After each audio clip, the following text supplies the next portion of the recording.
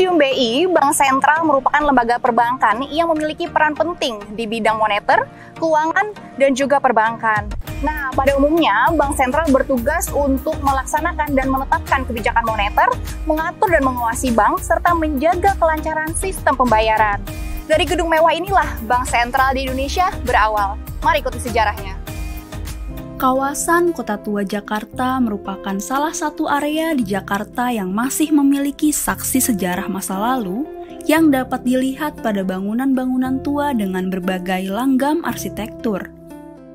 Melalui kekayaan itulah dapat diketahui perkembangan kebudayaannya. Generasi berikutnya tentu membutuhkan ruang dan peluang untuk bisa melihat, menyentuh, dan merasakan bukti-bukti fisik, sejarah, serta kekayaan kultur di masa lalu. Pelestarian arsitektur kolonial di sini tentu turut memperkaya hasanah wajah lingkungan Kota Tua Jakarta. Peninggalan karya arsitektur merupakan hasil kebudayaan dan juga rekaman sejarah dalam bentuk nyata yang dapat membersihkan keberlanjutan kehidupan masyarakat pada masa lalu sampai kini, sekaligus sebagai bukti sejarah yang bisa dikenang untuk generasi berikutnya tentang kandungan segi-segi historisnya. Keberadaan bangunan bersejarah turut memberikan keunikan dan otentisitas tersendiri di dalam suatu daerah. Begitu juga dengan sejarah berdirinya sebuah kota maupun institusi perbankan. Sejarah berdirinya Bank Indonesia tidak terlepas dari sejarah panjang bangsa Indonesia. Berawal pada tahun 1828, pemerintah kerajaan Belanda memberikan oktrooi atau hak-hak istimewa kepada De Javasche Bank yang bertindak sebagai bank sirkulasi dan memiliki kewenangan untuk mencetak dan mengedarkan uang gulden di wilayah Hindia Belanda. Setelah De Javasche Bank berdiri, awalnya menempati sebuah gedung bekas rumah sakit di dalam tembok kota Batavia atau dikenal sebagai Binnen Hospital.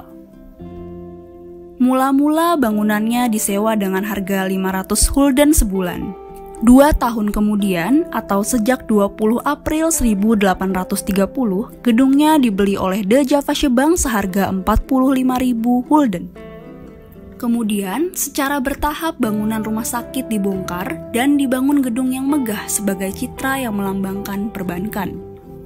Bahkan, kemegahannya dapat terlihat di beberapa mata uang yang diedarkan oleh De Javasche Bank.